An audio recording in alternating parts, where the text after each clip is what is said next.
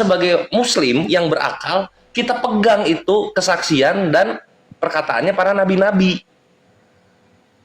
Disitulah keselamatannya ada. Itulah kenapa Islam itu lestari, Islam itu meluruskan kembali ajaran-ajaran yang salah, yang dibelokkan dari pengajarannya para nabi-nabi. Itulah kenapa kita selamat.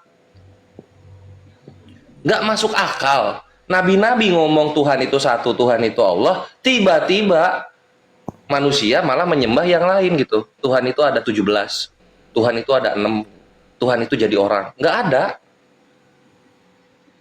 Nah, jadi pegang itu perkataan nabi-nabi, terutama Nabi Muhammad SAW, maka kita selamat. Kenapa orang Islam kalau ada yang murtad keluarganya sedih? Karena hanya surga Islam yang menjanjikan kebersamaan yang abadi bersama orang-orang yang kita cintai. Surah Ar-Ra'd ayat 23. Dan masuklah kalian ke dalam surga bersama orang-orang yang kalian cintai, dari kakek kalian, orang tua kalian, pasangan-pasangan kalian, dan istri-istri kalian, serta anak cucu kalian. Itulah kenapa orang Islam, kalau misalnya ada yang murtad, sangat bersedih, berbeda dengan agama yang lain. Karena hubungan kita itu bukan sampai maut memisahkan kita, enggak. Hubungan kita itu sampai nanti di surga selamanya.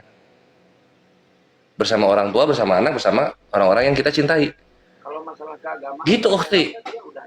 Kalau jadi masalah keagamaan, Res, saya rasa dia udah ini, soalnya murtadnya gara-gara di bawah terus, Res. Jadi kesimpulannya, Ukti adalah kalau di Islam itu jelas yang disembah satu, jelas cara menyembahnya dua, dan jelas tujuannya ya surga, dan ada hukumnya, hukum Islam. Selain hukum Islam tidak ada hukum yang lain. Mereka bebas seperti apa. Nah, gitulah kira-kira kesimpulannya. Oke. Ada lagi? Ya, cuma bentar, dikit aja saya Bang Andi. Cuma saya aneh. Dia murtadnya itu gara-gara jatuh cinta, gara-gara cinta. Nanti itu Kang, ditanyain. Ini dulu dia. Setelah dia ragu kita tanya balik mengenai kenapa dia murtad. Gitu. Ada lagi keraguan? Oke, saya jawab ya. Karena ya saya akui dari kecil saya tuh memang nggak pernah diajarkan tentang agama Islam itu seperti apa gitu loh. Jadi intinya tuh apa ya, mengapung-apung gitu aja, cuman ngikutin arus aja.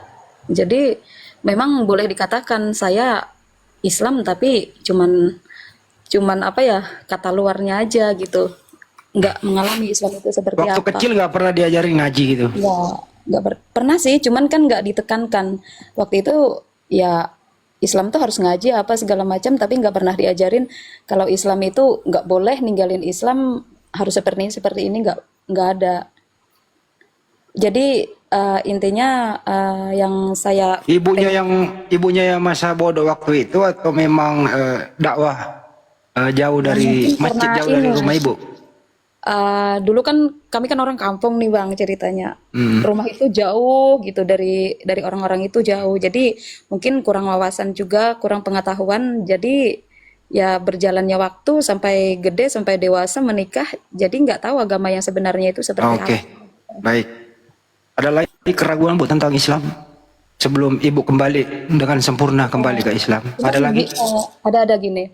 Apa dulu kan saya Islam terus Kristen, apa memang saya diterima kalau saya balik Islam lagi? Memang niat dari hati itu ada, pengen balik Islam. Res, silakan. Apakah bisa kembali lagi ke Islam dan bersyaраtkah itu? Silakan Res. Ini gurunya belum ada ya? Ya tolong dicek ya.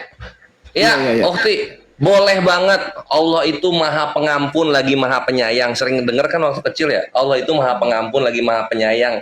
Selama kita bertaubat, semua dosa-dosa yang kita pernah perbuat Allah ampuni. Allah ampuni karena Allah adalah maha sayang, maha pengasih. Apapun ya, apapun yang kalian lakukan gitu, murkanya Allah, Ukti, pahami, murkanya Allah itu tidak jauh lebih luas daripada maha pengasihnya Allah. Fir'aun aja waktu mau mati itu kalau nggak disumpal sama malaikat Jibril mulutnya, pas dia mau bertobat banget itu Allah ampuni itu. Apalagi Ukti yang pakai akun Saripudin mau kembali masuk Islam, Masya Allah, pasti Allah terima. selama Ukti bertobat sungguh-sungguh. Bentar, tapi tunggu dulu. Gitu, Ukti. Sampai gara-gara Bentar, tapi tunggu dulu, Res. Jangan sampai gara-gara dia murtad, gara-gara jatuh cinta kepada seorang laki-laki, dan dia ingin kembali lagi ke Islam gara-gara sakit hati oleh laki-laki itu. Nah, jangan ada ungkapan seperti itu, Bu. Masuk ke Islam itu harus dengan keikhlasan, Bu. Nggak ada. Kalau boleh, ini sih di awal itu kan ceritanya saya itu mantan suami saya itu kan orang Dayak, Bang, orang Dayak. Jadi waktu itu saya tiba-tiba aja gitu loh tergila-gila. Jadi apa maunya dia ya diikutin gitu. Mungkin ya saya juga percaya kalau guna-guna itu ada bagi orang Dayak. Jangan bawa suku lah. Oke, maaf. Jadi pertanyaan saya gitu aja, apakah ibaratnya ada pengampunan saat saya balik ke Islam? Saya nggak mau dengar kata-kata orang di bawah, tipingan-tipingan di bawah seperti apa. Yang penting saya punya niat baik. Saya Udah pengen... dijawab tadi adik Kores bahwa selama ibu bertobat dengan sungguh-sungguh, dalam hati nurani, sungguh-sungguh, gitu ya, sungguh-sungguh nih, dan mengucapkan 2 kalimat syahadat, insya Allah ibu kembali menjadi fitrah, bayi baru lahir. Dosa-dosa ibu diampuni dan segala amal perbuatan ibu yang dulu-dulu itu terbawa. Tapi dosa-dosa yang lalu diampuni. Yang penting ibu sungguh-sungguh mengucapkan 2 kalimat syahadat. Dan sesudah itu ibu bersungguh-sungguh lagi mempelajari Islam dari dasar seterusnya dan seterusnya. Begitu, Bu. tapi ada syarat. Iya. Di KTP sekarang apa? Masih Kristen, Bang. Waduh, ada surat baptisnya. Nggak ada sih, surat baptis nggak ada. Jadi cuma KTP doang yang menandakan bahwa Ukti lagi di Kristen sekarang. Nah, kalau begitu saya sekarang- tanya tentang sebelahnya. Berapa tahun ibu menjadi Kristen? Udah 18 tahun. 18 tahun. Oh, Selama ibu di Kristen aktif ke gereja atau tidak? Aktif. Cuman di Kristen itu apa ya, gimana ya, terkadang saya Udah, ya jelas sudah dibawa aktif. Ibu jawab aktif. Ibu percaya dulu waktu itu Yesus adalah Tuhan? dulu percaya sebelum saya tahu kebenaran yang sesungguhnya. Baik. Ibu makanan-makanan apa lagi yang ibu pernah makan? Ya, yang menurut Islam haram saya pernah makan. Oke, baik. Kuku babi rasanya gimana kuku babi? Saya nggak pernah lihat kukunya, Bang. Saya pernah lihat dagingnya aja. Yang diharamkan ya dia makan lah. Seterusnya, Bu, terakhir nih. Ya. Ibu itu kawin dulu itu bukan nikah loh, Bu, ya. Kalau hanya istilah nikah itu aja di Islam. Itu dulu kawin. Ibu kawin itu memang karena cinta. Iya, mungkin cinta yang karena terpaksa juga gitu loh. Oke, baik. Silakan, Kang. Ada istilah cinta karena terpaksa. Nggak ada istilah cinta karena terpaksa, Bu. Nggak ada cinta karena terpaksa. Cuma gini, Bu, saya minta Ibu, dulu Ibu nikah karena Ibu jatuh cinta kepada seorang laki-laki ya, karena di bawah perut. Dan jangan sampai Ibu pengen kembali lagi ke Islam gara-gara sakit hati karena udah cerai sama laki-laki yang dulu pernah memutrakan Ibu.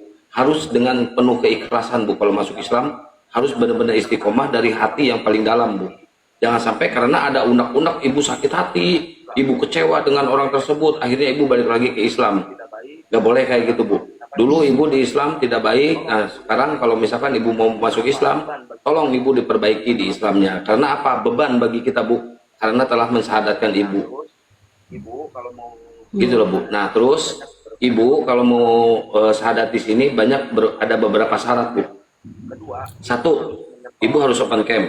Kedua, Ibu harus menyetor KTP sama tanda tangan di atas kertas putih polos. Karena apa? Ini tanggung jawab kita, Bu. Selama Ibu syahadat di sini, Ibu jadi mualaf, ini tanggung jawab kita, Bu.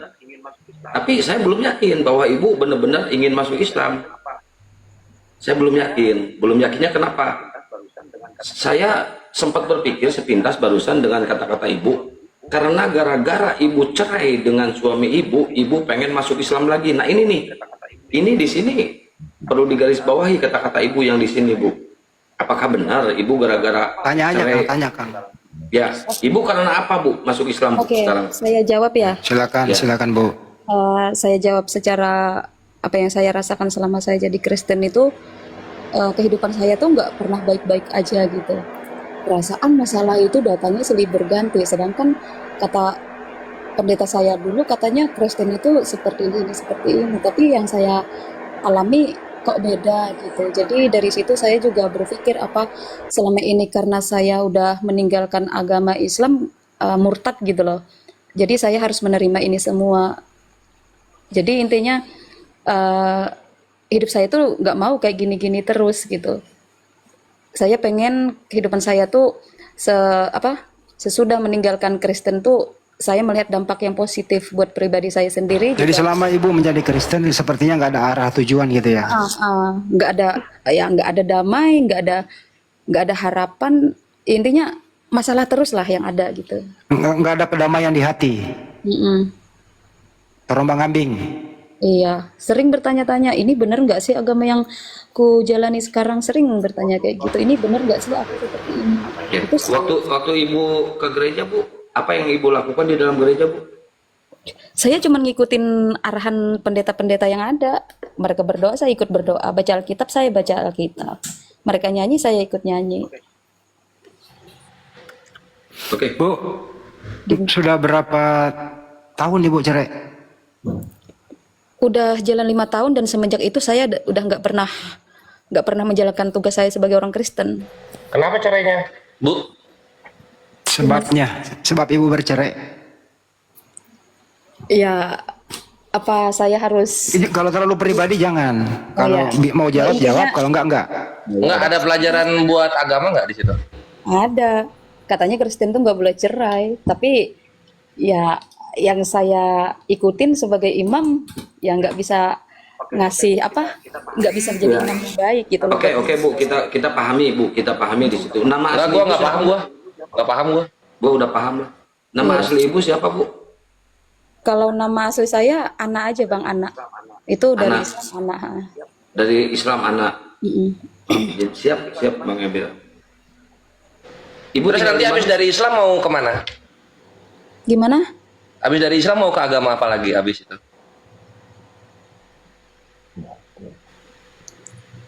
Enggak, Ya. Bang. Intinya tuh sekarang kalau ibaratnya saya berharapnya sih kepada Allah itu sendiri. Apa maksudnya gitu loh, benar-benar menyentuh hati saya untuk saya balik ke Islam, dan di situ saya punya niat tersendiri. Dan Iya bu, iya nggak apa-apa bu, itu nggak apa-apa, itu pribadi. Nanti Usia ada berapa bimbingan juga. sekarang bu usia? udah 35 Bang. Masih panjang 39. perjalanan, masih panjang 35. Oke. Tinggal di mana bu? Di Kalimantan Selatan. Kalimantan Selatan, Banjarmasin, Iya, Banjarmasin. Kalimantan Selatan itu siapa ya? Batu Licin. Kabupaten Kota Baru. Oh, Kota Baru. Batu Licin mas saya pernah sana. Kota Baru itu daerah Banjarmasin lah. Mm-mm. Provinsinya Banjarmasin. Ibu Ana hobinya apa? Hobi saya, Psikoris. Terus kita serius nih. kalau Oke, serius. Serius, Bu, apakah benar-benar Ibu benar-benar menyesal meninggalkan agama Islam selama 18 tahun? kalau soal itu, terkadang saya di saat saya sendiri itu berpikir ada penyesalan, ada juga apa ya? Gimana ya saya jelasin? Dan jelas ada penyesalan gitu ya. Yang jelas ada, penyesalan itu ada. Oke, setelah Ibu ada penyesalan, apakah Ibu ingin ikrarkan atau berbicara bahwa saya telah menyesal? Terus arah selanjutnya benar-benar Ibu mau kembali ke Islam kah atau masih ragu? Silakan. Gimana Bang? Apakah Ibu benar-benar mau kembali ke Islam atau masih ada keraguan? Keraguan itu pasti ada Bang, karena di dalam Kristen saya udah menjalani 18 tahun. Apa aja sih Ibu pernah diajarkan gitu bahwa Yesus itu Tuhan? Ibu percaya banget? Yesus itu Tuhan gitu? Yang pernah diajarkan ya di dalam Kristen. Ya katanya Yesus itu dilahirkan ke dunia untuk menebus umat manusia. Cuman di balik itu saya sering bertanya juga, orang Kristen itu tetap aja sama, kalau nggak berbuat baik ya ujung-ujungnya juga nggak bakal selamat gitu loh. Kalau memang Yesus itu lahir ke dunia untuk menyelamatkan manusia, khususnya umat Kristen, ya orang Kristen kan nggak perlu lagi harus berbuat baik apa segala macam. Di situ terkadang saya ragu. Ya sama aja gitu loh. Ya mending saya balik ke Islam, karena semua keluarga saya juga Islam, Bang. Oke, siap. Ibu udah siap syahadat berarti malam ini?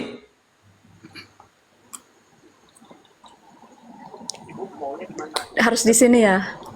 Ibu maunya di mana? Di masjid atau di sini?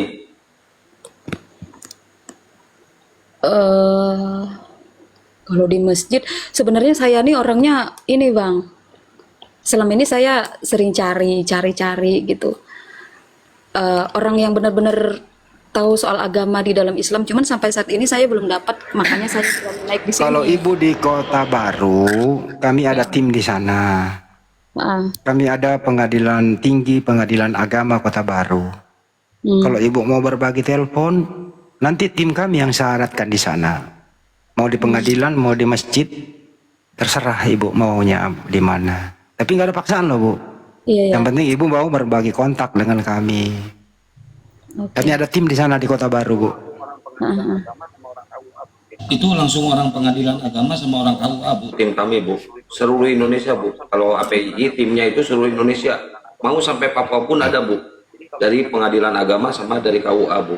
Jadi kalau misalkan ibu mau bersyahadat di sini, nanti kita yang bimbing. Nanti ada orang-orang dari KUA atau Departemen Pengadilan Agama yang datang nyamperin ke ibu untuk membimbing ibu langsung. Terserah ibu maunya di mana. Jadi yang membimbing ibu itu bukan apologet, Bu, bukan debater, Bu. Itu khusus ustadz-ustadz yang ngebimbing para mu'alaf, Bu. Nggak ada lagi sangkut pautan dengan apologet, Bu, dengan debater. Teman di bawah yang ngetik-ngetik. Kami Apologet Islam Indonesia, Yayasan Apologet Islam Indonesia, seluruh kabupaten kota, kami ada infrastrukturnya dalam hal ini. Ada pengadilan agama dan pengadilan tinggi agama. Oke? Jadi nggak usah menyebut nama di bawah. Tapi kalau syahadat di room harus open cam, Ibu Ana harus open cam, terus harus ngasih KTP juga langsung ke humas yang ada di sini gitu. Nanti syahadatnya disaksikan oleh itu 5.400 jiwa dan terdokumentasikan. Terserah sih mau syahadatnya offline secara khusyuk atau di live sini secara meriah. Intinya Iya, kami yayasan yang bisa mengeluarkan sertifikat mualaf secara resmi diakui negara gitu. Intinya Ya. ibu mau nggak berbagi nomor telepon sama kita? Iya boleh, Bang. Oke, ibu tulis Ya, nomorku. terima Ibu kasih. tulis nomorku. Ya. Ada Jadi pulpen? kelebihannya, Ada, Bu. Iya, bentar. Ya ambil pulpen dulu, Bu, ditulis nomor kita di sini ya. Oke. Ya. Iya, Bang. Iya, Bang.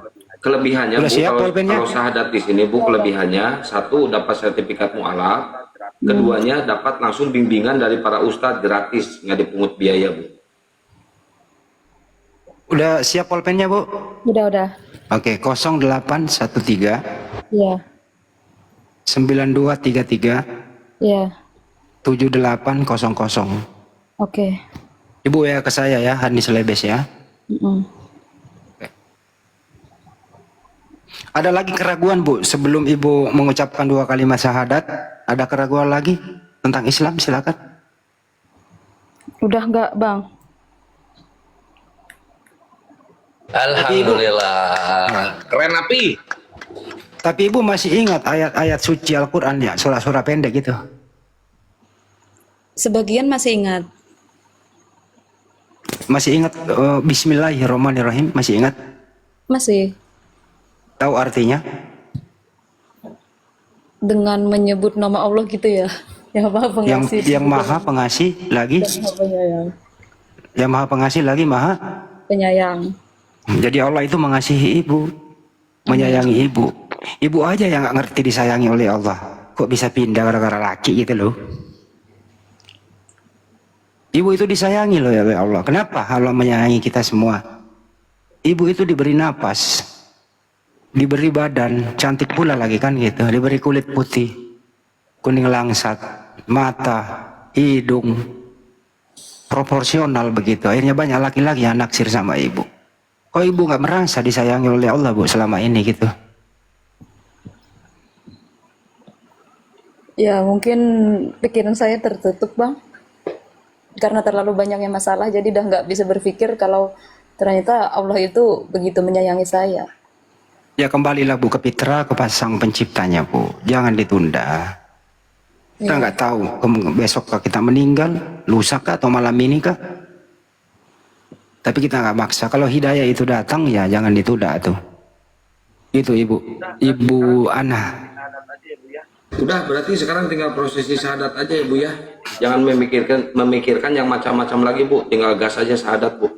Ya Bu ya, yang lalulah. Jangan diulang-ulang lagi Bu. Apalagi Ibu nanti gara-gara laki-laki lagi murtad lagi, itu nggak etis Bu. Itu nggak benar Bu. Ya, sekarang tinggal prosesi syahadat aja. Ibu masih ingat nggak syahadat bu? Ingat. Coba diulang bu. Saya ulang ya. Iya coba. Di sini ya. Ya Bismillah dulu bu.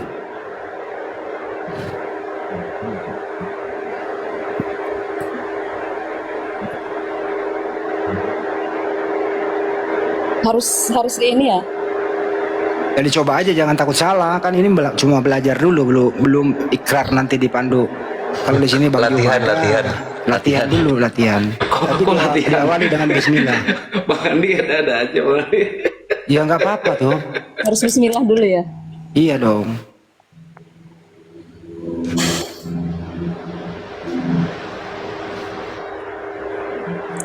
Boleh diresik dulu.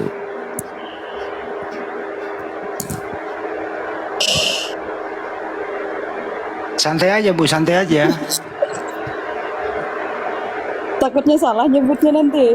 Ya kalau salah nanti kan memang ibu belum pernah 18 tahun loh nggak pernah ngucapin ya wajar lah kalau salah. Oke. Bismillahirrahmanirrahim. Asyhadu alla ilaha illallah wa asyhadu anna Muhammadar Rasulullah. Gitu ya. Ya kurang lebih begitu ibu. Tapi sepertinya tadi ibu itu belum ke kalbu, masih di mulut, belum ke kalbu ya bu ya, belum ke hati itu. Belum berasa karena masih latihan. Betul apa betul? Oke, berarti diulang lagi nih. Ntar dipandu, yang penting udah. Oh iya. Gak boleh juga terlalu diulang-ulang. Yang penting udah bisa. Surah-surah pendek yang ibu ingat apa aja bu? Surat pendek. Al-Fatihah bisa?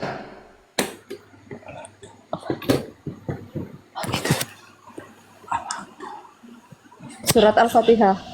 Iya coba. Tunggu Bu, itu di belakang Ibu ada siapa Bu? Gak ada bang. HP satu aja itu.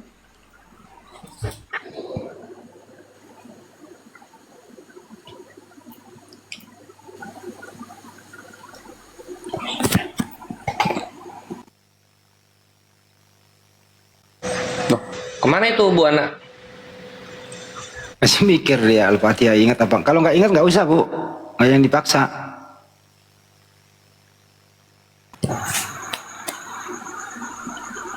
Menandakan bahwa ibu memang dulu pernah muslim. Bukan mungkin bang, saya lupa kayaknya dah. Oh lupa. Tapi keluarga semua muslim ya bu? Semua. Bu sekali lagi saya ulang bu. 18 tahun atau 17 tahun ibu murtad menjadi Kristen. Ada penyesalan nggak sih bu? Ada bang. Dalam hal apa menyesalnya? Tentang apa? Yang pertama, ya mungkin saya karena saya nggak nggak tahu agama, yang pertama saat saya meninggalkan Islam itu menyesalnya saya udah nyakitin keluarga, nyakitin orang tua gitu aja. Mm. Jadi selama ibu menjadi Kristen murtad itu gitu, nggak ada interaksi atau hubungan sama keluarga? Ada, cuman nggak seperti dulu.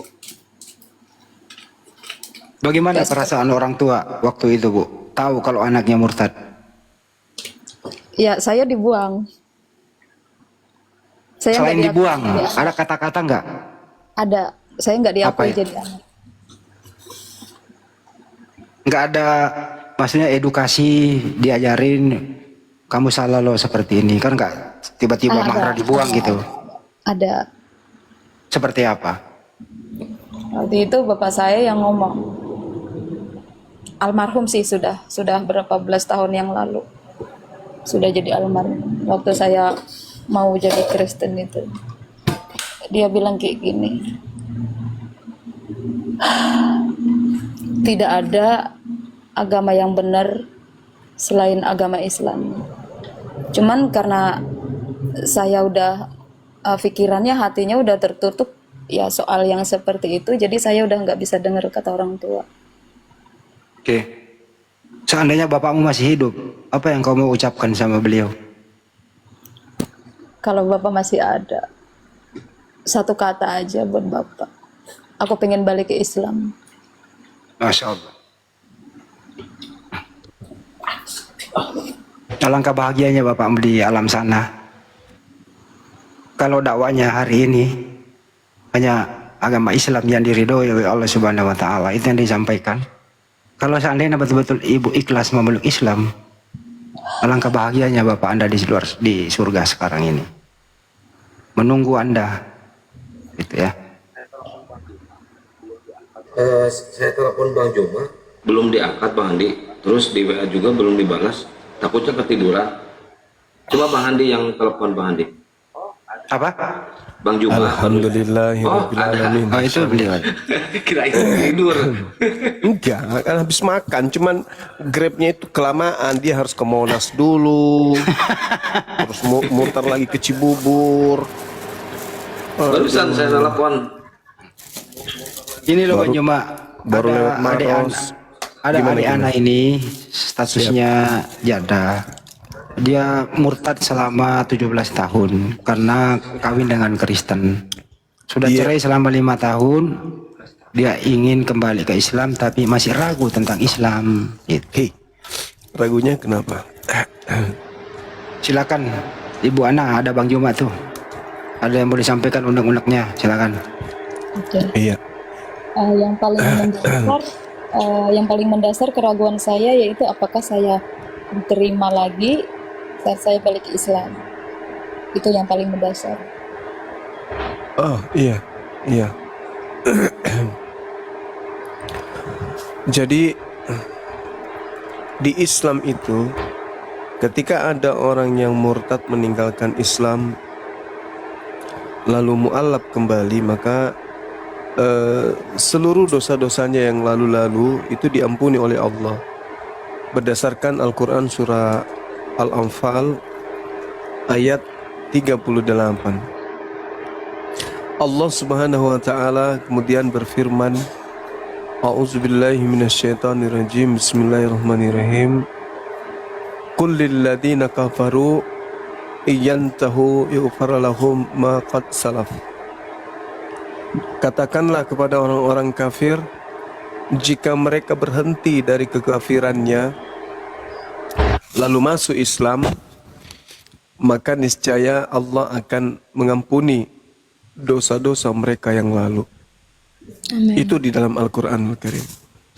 Jadi berbahagialah orang yang tadinya kafir lalu kemudian beriman kembali kepada Allah, karena seluruh dosa-dosanya itu dihapuskan oleh Allah Subhanahu wa taala dan seluruh kebaikannya itu tetap tercatat sebagai amal kebaikan.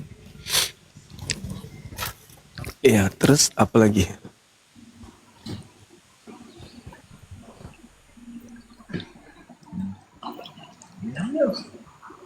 Keistimewaan di dalam Islam jaminan surga itu jelas nyata dalam Islam ini. Jadi Islam itu selain daripada dijamin surga, keistimewaan Islam dibandingkan agama lain yang tidak dimiliki oleh agama lain itu adalah bahwa ketika kita hidup di kehidupan berikutnya setelah kematian, kita kembali berkumpul dengan orang-orang yang kita cintai. Pada ayah, ibu, adik-adik kita, saudara-saudara kita. Itu kita berkumpul di sana. Dalam kehidupan kekal, kita bersama dengan orang-orang yang beriman di keluarga kita. Anak-anak kita yang beriman, suami istri kita yang beriman kepada Allah. Kita akan hidup bersama lagi di sana dalam kehidupan yang kekal. Jannatu adlin yadkhulunaha wa man salaha min abaihim wa azwajihim wa zurriyatihim. Jadi di surga Aden, umat Islam itu akan bersama-sama dengan orang-orang saleh dari nenek moyang mereka, kemudian dari pasangan mereka, dan juga anak cucu mereka. Ada orang yang mengatakan bahwa di Islam itu di surganya nanti di dunianya itu boleh berpoligami. Di Kristen cukup satu istri. Tapi apalah artinya cukup satu istri tapi usianya hanya di dunia saja. Ketika di surga di kehidupan berikutnya di mana seharusnya kita disitulah tempatnya benar-benar bersatu dengan orang yang kita cintai, justru kita nggak saling kenal. Orang Kristen kalau mereka mati tidak saling kenal satu sama lain, dalam arti kata mereka nggak lagi ada hubungan kekerabatan, kekeluargaan. Berbeda dengan di ajaran agama Islam. Kasih sayang kita terhadap anak-anak kita, terhadap keluarga kita, itu tak ada artinya. Seibarat kita mencelupkan jari kita ke telunjuk kita ke laut, lalu kita mengangkatnya. Air yang menempel di tangan kita itulah kasih sayang kita kepada keluarga. Akan tetapi air yang ada di lautan itulah nanti akan menjadi kasih yang ada di kita terhadap keluarga kita di surga. Nah, bagaimana mungkin kita ingin meninggalkan keselamatan, kebahagiaan, kenikmatan yang begitu luas yang disediakan oleh pencipta langit dan bumi kepada kita hanya karena satu hal sepele aja. Karena kita cinta terhadap biologis, karena kita jatuh cinta dengan ketampanan, kecantikan, dengan harta yang sifatnya hanya semu, yang hanya mengantarkan kita kepada kesakitan, yang hanya mengantarkan kita kepada kekecewaan. Hanya demi hal-hal yang tak berguna seperti itu kita tinggalkan kemudian kebahagiaan abadi. Tentu adalah sesuatu yang tidak merupakan hal yang dipikirkan oleh orang-orang yang menggunakan akal sehat. Untuk itu ketika ada saudari kita yang kemudian ingin kembali ke Islam, Masya Allah, ini artinya Anda mendapatkan satu keberuntungan yang sangat luar biasa, karena Islam itu adalah satu-satunya agama yang mendapatkan jaminan dari pencipta untuk kemudian pemeluknya masuk ke dalam surga. Saya sebagai orang yang berkecimpung di dunia apologet Islam, yang mengkaji tentang perbandingan agama, di mana kajian saya Quran dan juga Bible, itu saya tidak menemukan di Bible bahwasanya kelak suami istri orang masih di surga itu mereka masih suami istri. Sayang sekali di tempat kebahagiaan, ya, di tempat kemudian yang penuh dengan kenikmatan, kita nggak hidup suami istri. Kita hidup hanya seperti roh. Tak ada makna, tak ada kebahagiaan. Sementara yang disebut bahagia itu ketika kemudian jasad dan ruh ini bersatu, bisa merasakan makan, bisa merasakan minum, bersenda gurau, bercanda, bercengkrama dengan keluarga. Itulah kebahagiaan. Apa yang kita kejar di atas muka bumi ini? Kebahagiaan, bukan? Iyalah, kebahagiaan dengan siapa? Kebahagiaan dengan keluarga kita, bukan? Nah, kalau kita berkeluarga tapi keluarga ini tidak membawa kita kepada kebahagiaan kekal, buat apa? Untuk apa? Mending kemudian kita membangun rumah tangga yang bahagianya bukan hanya di dunia, tapi kebahagiaannya itu kekal di akhirat. Nah, kalau keluarga Kristen ditanya, Saudara-saudara, ketika kemudian kalian nanti mati, apakah kalian masih hidup sebagai suami istri? Malah kita ditertawakan bertanya seperti itu. Alasannya, mereka nanti di surga mereka itu hidup seperti malaikat. Kata mereka begitu. Mereka hidup seperti malaikat. Bagaimana malaikat itu? Malaikat tidak makan katanya. Malaikat tidak tidur, bla bla dan seterusnya. Lah, berarti kebahagiaan kita dicabut berarti. Kebahagiaan kita itu dihilangkan berarti. Hal-hal yang membuat kita bahagia dihilangkan. Itu surga atau neraka sih? Ketika hal yang bisa membahagiakan manusia itu dihapuskan, saya rasa itu bukan surga. Yang disebut surga itu adalah ketika kita bisa berkumpul dengan orang-orang yang kita cintai. Berkumpul, tertawa, bercanda, makan, minum bersama di kehidupan yang kekal. Itulah baru kebahagiaan, itu baru surga. Kalau seperti pola yang ada di Kristen, yang bangkit hanyalah roh. Bagaimana itu? Kalau bangkit hanya roh, tidak ada jasad. Bagaimana kehidupan kita bangkit tanpa jasad? Sedangkan menurut kaidah surga itu adalah tempat kebahagiaan. Bagaimana manusia bisa disebut bahagia tanpa jasad? Saya rasa itu adalah ajaran ilusi. Kenapa? Karena di dalam kitabnya orang Yahudi, Yehezkiel 37, satu bab itu menceritakan tentang surga. Kehidupan berikutnya ternyata lengkap dengan jasad kita ini. Jasad yang sudah mati akan dibangkitkan kembali, dan ruh yang kembali kepada Allah akan kembali masuk dalam tubuh, dalam jasad yang tertidur sepanjang alam barzakh. Artinya pola yang ada yang lebih rasional ya hanya Islam. Bagaimana mungkin Tuhan mencabut kebahagiaan pada diri manusia lantas dikatakan surga? Itu nggak mungkin. Nah, ternyata apakah cuman Islam yang menganut konsep seperti ini? Ternyata enggak. Ajaran nabi-nabi Yahudi juga ternyata mengajarkan hal yang sama. Bahkan ada yang lucu tuh. Di dalam ajaran Kristen di Perjanjian Baru di kitab Wahyu, ternyata orang Kristen nanti di sana laki perempuan menjadi mempelai wanita dan Yesusnya menjadi mempelai laki-laki. Kalau masih ada perkawinan seperti itu, berarti hidup yang ada di sana bukan ruh. Hidup di sana itu adalah jasad dan ruh. Karena ada kawin-mawin. Ada lagi dikatakan engkau akan makan bersama dengan aku dan Abraham satu meja di surga. Lah, makan katanya. Berarti jasad dan ruh. Oh enggak, makan rohani. Kayak mana ceritanya orang Kristen ini?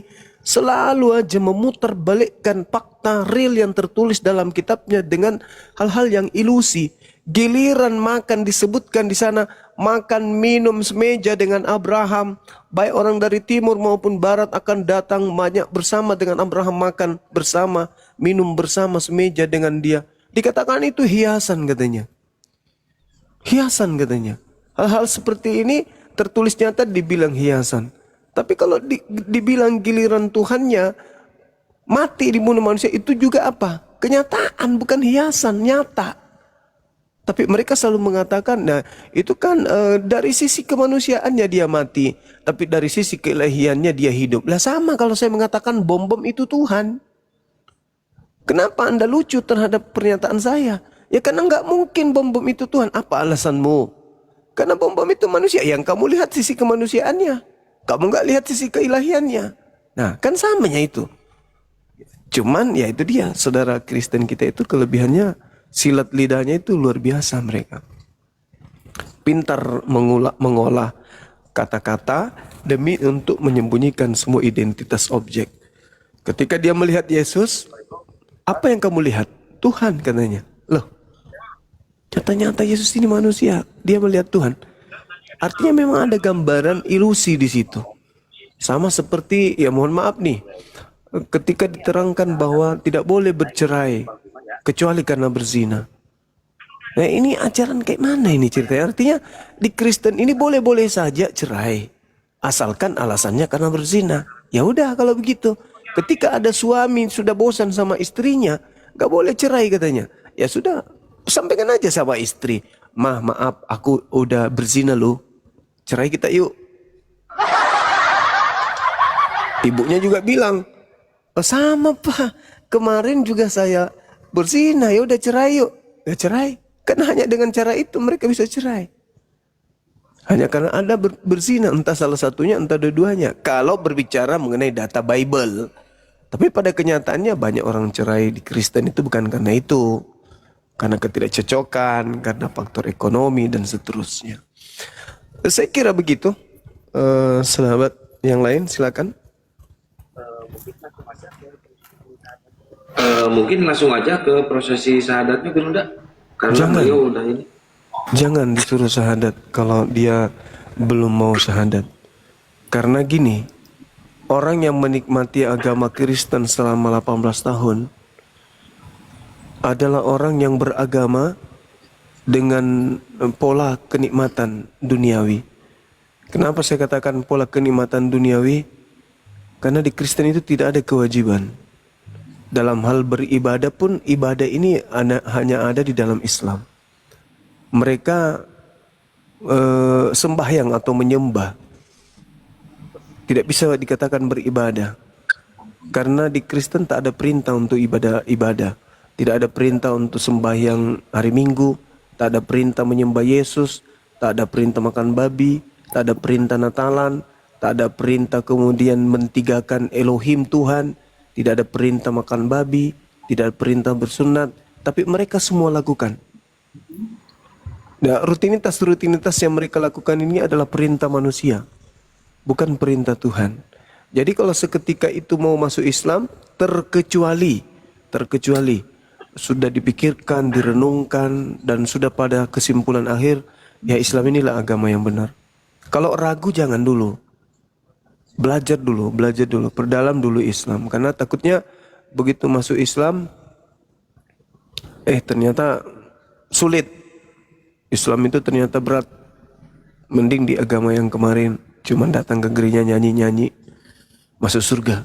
Ini berat gitu. Kecuali saudari kita memang betul-betul udah aku yakin Islam benar, ya udah ayo. Tapi kalau masih ragu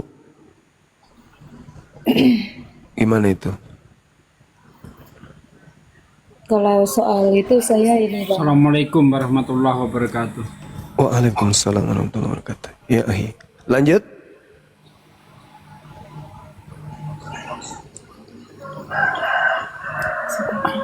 Silakan saudari Saripudin. Saya yakin dan percaya dan saya tahu perintah di dalam agama Islam itu memang berat. Tapi yang menjadi keyakinan saya nggak ada sesuatu yang mudah untuk kita mendapatkan sesuatu yang baik. Wah, keren. Ya. Jadi Keren.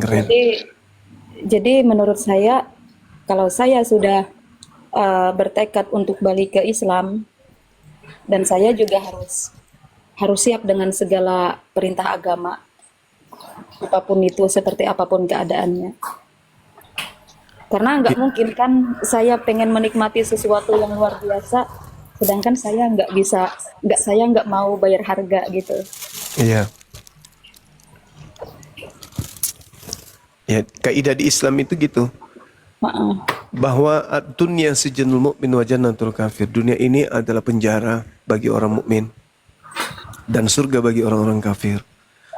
Jadi kalau kita sudah melampiaskan seluruh kebahagiaan di dunia ini, hidup tak ada aturan, ya inilah surga kita. Kita menikmati kebahagiaan hanya sebatas usia dunia kita. Kalau misalnya hidup sekian tahun, ya segitulah kebahagiaan kita. Tapi bagaimana dengan kehidupan berikutnya, di kehidupan yang kekal? Apakah kita memilih bahagia di kehidupan yang sementara dan membiarkan diri kita menderita di kehidupan yang kekal? Ya tentu orang yang berpikir, biarlah kita menderita di dunia ini, yang penting kita bahagia di akhirat. Maka saya sering mengingatkan kepada teman-teman, bahwa kita sebagai manusia itu dibedakan dengan makhluk lain. Pertama, kita diberikan tingkat intelijensi, tingkat kecerdasan. Kita bisa berpikir, kita bisa membedakan objek, kita bisa berkarya, mencipta, dan menyimpulkan suatu keadaan. Setelah itu manusia kita ini diberi kehendak bebas. Setelah kita diberi kehendak bebas, kita diuji oleh pencipta kita. Bagaimana orang ini ketika aku uji? Apakah dia memilih kemudian murtad? Apakah dia memilih beriman? Nah, itu kehendak bebas yang Tuhan berikan kepada kita. Maka untuk menelaah antara baik dan jahat, jahat dan buruk, buruk dan jahat, maksud saya, baik dan jahat, dan polanya adalah ujian. Karena kita pasti akan selalu diuji. Ketika kita diuji oleh Tuhan kita, maka kita dihadapkan dua pilihan, antara menerima atau menolak. Nah, untuk menjadikan sebagai tindakan penerimaan atau penolakan, maka akal bekerja untuk menelaah dua sisi. Saya ke kiri, apa ke kanan? Soalnya ujian ini terlalu berat. Aku terlalu cinta, atau aku terlalu sulit, aku terlalu miskin. Ini ada pilihan. Kalau saya terima, saya harus pindah agama. Kalau saya tidak terima, saya tetap dalam keadaan miskin. Ini ujian. Fungsi akal bekerja di situ. Nah, seperti juga sekarang ini saudari kita. Sekarang saya mau kembali ke Islam. Boleh. Saya mau tetap di Kristen. Boleh. Kehendak bebas. Sekarang fungsikan otak. Gimana dong? Ujian sudah ada nih. Saya ditinggal. Saya bisa gara-gara satu hal. Nah sekarang pilihannya saya ke Islam atau saya Kristen. Sekarang pakai akal untuk menakar. Karena tak ada yang bisa memaksakan kita di Kristen. Tak ada juga yang bisa memaksakan kita di Islam. Sekarang kita yang menentukan. Dengan adanya ujian ini gunakan akal. Kemana kita harus pergi?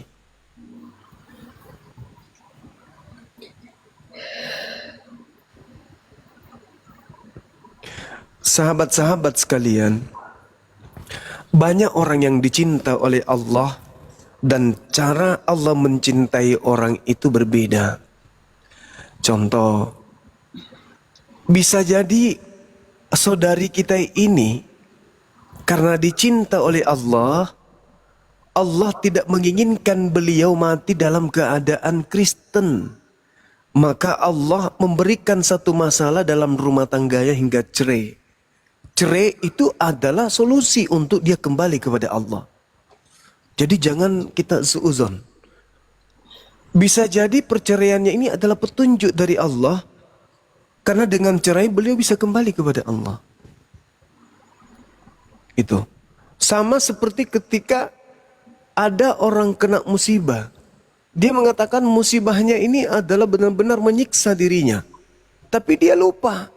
Dengan adanya musibah yang kemudian dialami, semisal tiba-tiba aja rumahnya kebakaran, sampai dia nggak masuk kantor. Padahal sekiranya dia ke kantor, dia bisa saja digilas oleh mobil truk atau apa dan seterusnya, atau ada masalah yang membuatnya berakhir dengan bunuh diri. Tapi karena ada hikmah di balik sebuah kejadian, ya kita selalu berpositif. Cerainya beliau ini karena Allah kemudian ingin membuka pintu surga untuk saudari kita. Mungkin doa-doa ibunya diterima. Ketika beliau meninggalkan Islam, pergi bersama dengan suaminya, mungkin ibunya sehari, sebulan, setahun menangis setiap kali sholat.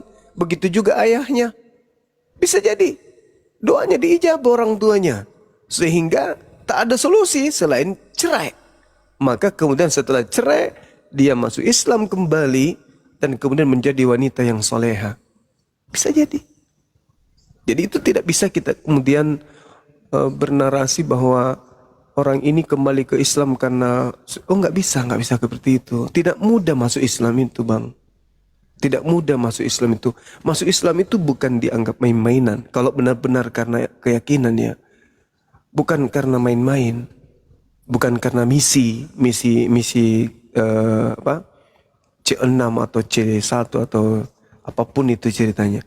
Tapi kalau karena benar-benar penyesalan, Tidak mudah masuk Islam itu. Itulah yang saya katakan tadi. Sedikit-sedikit ibadah, sedikit-sedikit ibadah, sedikit-sedikit ibadah. Jadi ada hikmah di balik semua kejadian. Kita berpositif aja. Mana tahu memang betul doa dari ibu saudari kita ini pernah tahajud menangis, ya Rab, kembalikan anakku ya Rab. Aku telah melahirkan, mengandung dan melahirkannya dengan susah payah. Kemudian aku membesarkannya dengan susah payah.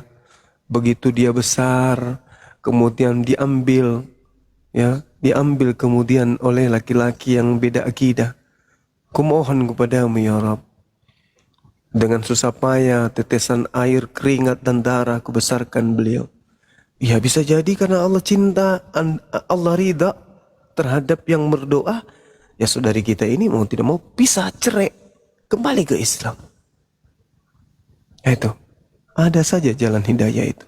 Saya kira begitu dari saya kembalikan kepada saudari kita ini. Kalau memang sudah yakin bahwa saya di gereja tidak mendapatkan sesuatu yang bermakna selain hanya bernyanyi, tetapi kemudian ujung-ujungnya ternyata katanya ditebus, tapi Roma 8 nomor 10, kalau Kristus ada di dalam kamu, maka tubuhmu memang mati karena dosa. Artinya ya percuma Yesus itu mati karena kematian Kristen ternyata karena dosa juganya. Percuma kita mengatakan Yesus menebus dosa kita, ternyata keselamatan di Kristen juga dipengaruhi oleh perbuatan-perbuatan baik. Jadi buat apa? Mending di Islam nyata, mutlak bahwasanya perintah kepada hubungan dijaga kepada Allah, hubungan kepada manusia. Bahwa orang-orang yang beramal soleh, orang yang beriman kepada Allah itulah yang berhak untuk mendapatkan surga. Nah dibandingkan menghayal, ilusi, ujung-ujungnya ternyata ya harus berusaha juga masuk surga. Contoh. Sudah berapa banyak orang Kristen yang menggaung-gaungkan keselamatan hanya ada di dalam diri Yesus karena Yesus mati nebus dosa. Itu yang mereka bangga-banggakan. Tapi giliran ditanya, sekarang kalau kamu berzina berdosa enggak? Berdosa. Cara kemudian untuk kau hapus dosamu itu gimana? Bertobat. Ya. Loh kok sama aja dengan Islam? Loh kalau Yesus tidak mati dari disalib, tidak mati nih. Yesus tidak mati disalib, terus kamu punya dosa. Lalu kau bertobat, dihapuskan gak sama Tuhan? Dihapuskan. Ya buat apa Yesus mati? Ada-ada aja, gak mau lelucon. Kamu berbuat dosa, iya. Misalnya kamu membunuh seseorang, iya. Terus gimana caranya kamu diampuni? Ya percaya kepada Yesus. Jadi sekarang kalau kau percaya Yesus, dosamu membunuh itu dihapus. Loh enak kali dong. Bisa dong kau bunuh siapa saja yang kau mau, asalkan kau percaya kepada Yesus. Tuhan mati di atas salib untuk dosa-dosamu. Kata dia oknum ini, mungkin masih ada teman-teman yang mengingat. Iya, memang kami bebas. Karena ada Yesus yang menjadikan pendamai dosa-dosa kami. Jadi kalau kau berzina, itu ditebus. Ya ditebus. Itu ada lagi yang lain. Jadi kalau kau berbuat dosa gimana dong? Bingung dia. Ujung-ujungnya dia katakan apa? Ya bertobat lagi. Ya sama aja. Akhirnya saya nanya. Oke. Sekiranya Yesus tidak mati di atas tiang salib, dan Tuhan itu ternyata Maha Pengampun. Di 1 Raja-Raja diterangkan itu sangat jelas. Ketika hambaku berdoa kepadaku dan kembali dari jalan-jalannya yang jahat, lalu berdoa mencariku, mencari wajahku, maka aku akan mengampuni dosa-dosanya dari surga. Jelas kok itu. Nah sekarang pertanyaan saya, kalau Yesus tidak mati di salib, nebus dosa manusia, lalu you bertaubat di hadapan Tuhan. Tuhan yang Maha Pengampun, mengampuni enggak dosamu? Mengampuni bang. Lah. Lalu buat apa Yesus mati? Kan lelucon jadinya. Lawak-lawak. Jadi itu serba salah. Jadi lebih logika mana? Logika Islam. Tuhan cinta kepada hambanya yang berdosa, lalu kembali dari dosanya bertaubat. Itu baru betul. Kita umat Islam tidak perlu penebusan. Umat Islam itu hanya butuh disucikan. Baginda Rasulullah Muhammad sallallahu alaihi wasallam dalam Al-Qur'an surah Al-Jumu'ah ayat 2, beliau datang ke atas muka bumi ini tujuannya adalah wa yuzakkihim, untuk mensucikan manusia. Itu baru betul.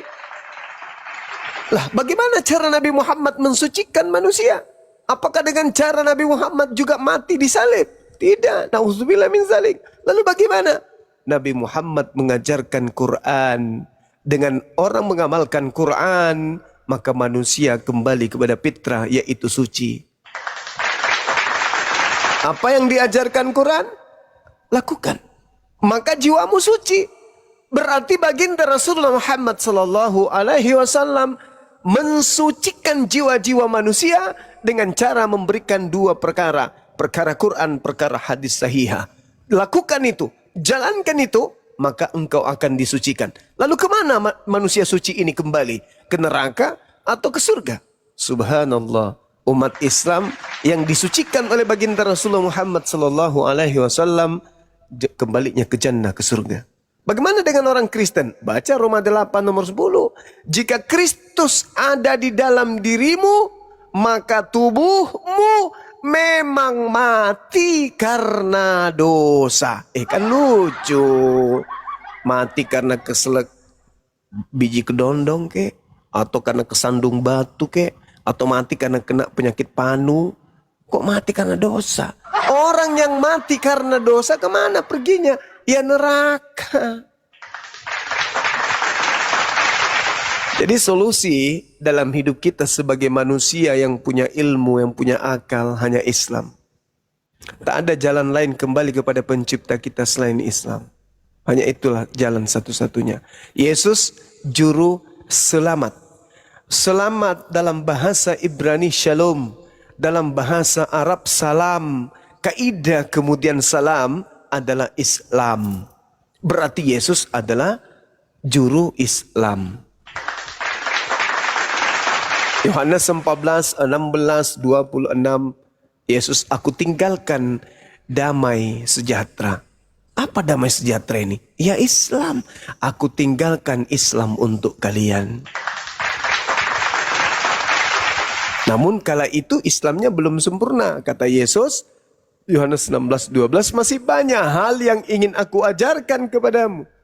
Tapi kamu belum sanggup untuk menanggungnya. Tapi ketika ia datang, yaitu seorang penolong lain, dialah yang akan mengajarkan kamu segala hal tentang hukum, segala hal tentang keadilan, segala hal tentang penginsapan dunia akan dosa. Berarti pada saat sang penghibur itu datang, saat itulah shalom Islam itu disempurnakan. Al-yauma akmaltu lakum dinakum, pada hari ini aku sempurnakan agamamu Islam, aku tidak kemudian Islam itu sebagai agamamu. Subhanallah.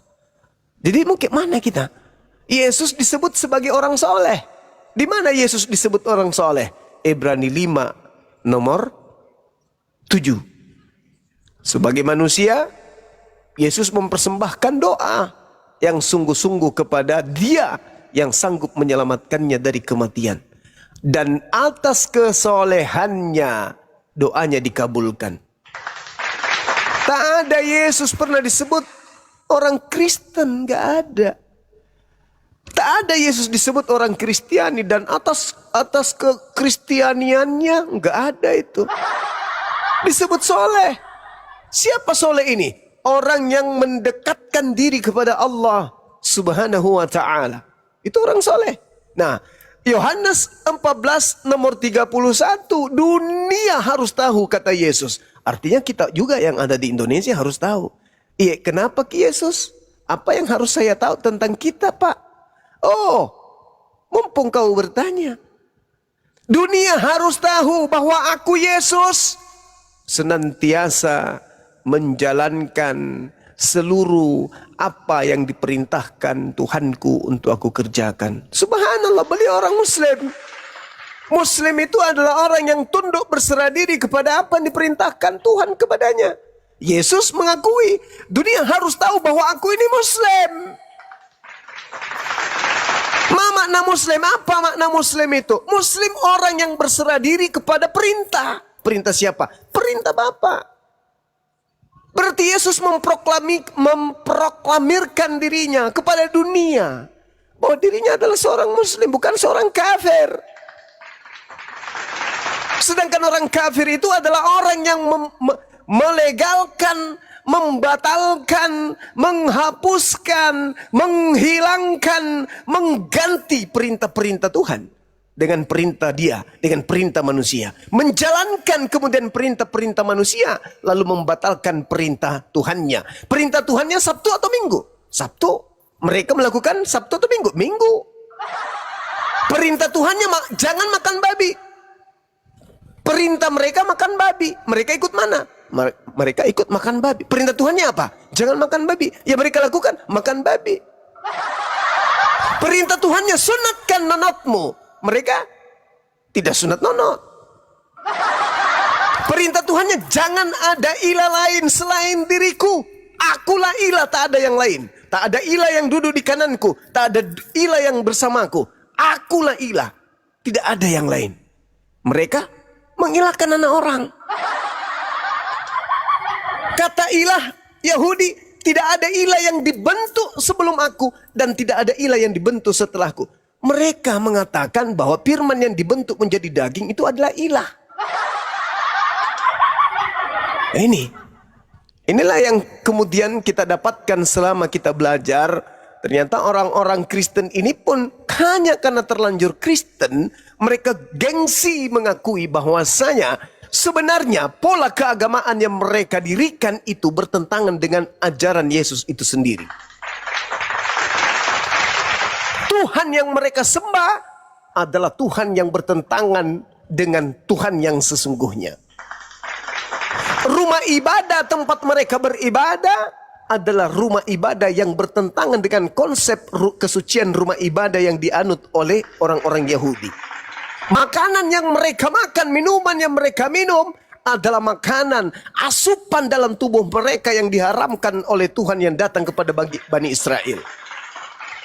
Tak ada yang bisa dibenarkan di situ. Bagi orang yang berakal, mereka hanya terlanjur Kristen. Tapi mereka sebenarnya paham apa yang kita lakukan ini.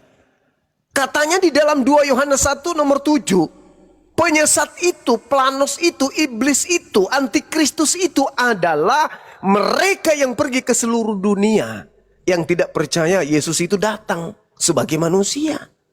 Kristen ditanya, "Paman, Yesus itu siapa?" Manusia. Mulutmu. Buktinya ketika di gereja yang kalian sembah siapa? Yesus. Pembohong berarti kalian. Ditanya Yesus itu apa? Datang sebagai apa? Datang sebagai manusia. Intip di gereja. Lu nyembah siapa di gereja? Yesus. Berarti mulutmu mengatakan Yesus itu datang sebagai manusia, tapi pembuktian perilakumu tidak bertentangan dengan mulutmu. Pembohong. Kalau umat Islam ditanya, Allah itu siapa? Tuhan. Pada saat mereka duduk, lihat kehidupan mereka. Duduknya menyembah diri kepada siapa? Allah. Berdirinya mereka itu menyembah kepada siapa? Allah. Baringnya mereka menyembah kepada siapa? Allah. Dimanapun umat Islam itu pergi, bagaimanapun keadaannya, Allah di mulut, Allah di praktek. Ini Yesus di mulut utusan, giliran ke gereja yang disembah Yesus, berarti nyembah manusia dong. Makanya muncul konsep pembohongan dan pembodohan 2000 tahun lamanya. Apa itu? Yesus seutuhnya manusia. Oh ya? Tunggu dulu bos. Apalagi? Dan juga seutuhnya Tuhan. Pret! Pecah kepala. Bagaimana mungkin sebuah cincin seutuhnya emas, cincin yang sama seutuhnya karet? Kan hanya orang gila yang bisa menganut ajaran seperti itu. Yesus itu bagimu apa? Manusia bang. Terus kenapa kau tuhankan? Karena dia juga adalah ilah 100%. La haula wala quwata illa billah. Kegilaan apa ini? Tapi kita maklumi. Kenapa? Iblis juga butuh teman untuk memenuhi neraka jahanam. Saya kira begitu sebagai contoh ketika kita penataran P4. Lanjutkan teman-teman. Bang Arif, Assalamualaikum warahmatullahi wabarakatuh. Waalaikumsalam warahmatullahi wabarakatuh.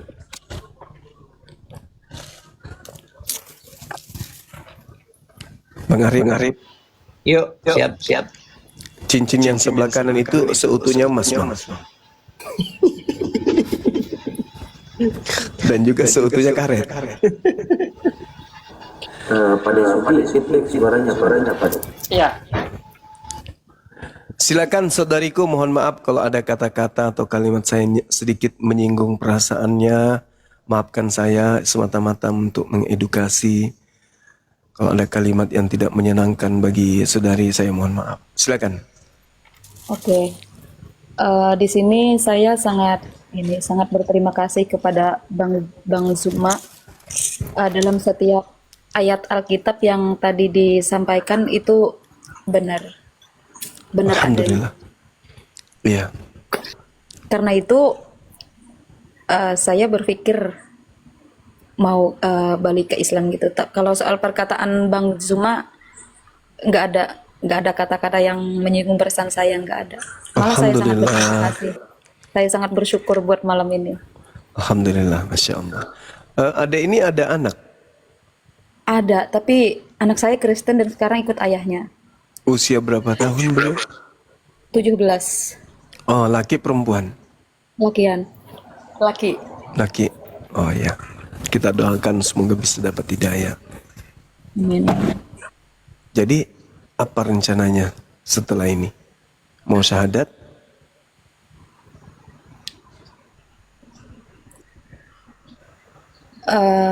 Saya yakin untuk balik ke Islam. Tapi kalau untuk syahadat di sini harus on cam ya? Biasanya gitu. Dan persyaratannya tadi apa? KTP sama apa?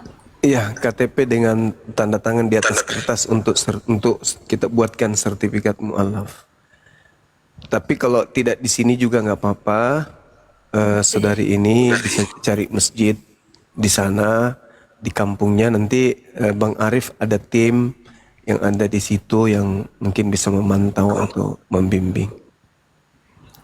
Silakan. Kalau mau di sini juga, alhamdulillah kami bisa menjadi saksi di hadapan Allah, saudari kami kembali ke Islam dan kelak kami akan menjadi saksi di hadapan Allah. Kalau untuk ini saya siap. Cuman ada hal-hal yang belum siap secara. Saya nggak punya pulpen Bang di sini. Soalnya saya ini di kos ini. Iya, nggak apa-apa. Mungkin bisa syahadat di masjid. Oh, Gimana? Ya, nggak masalah.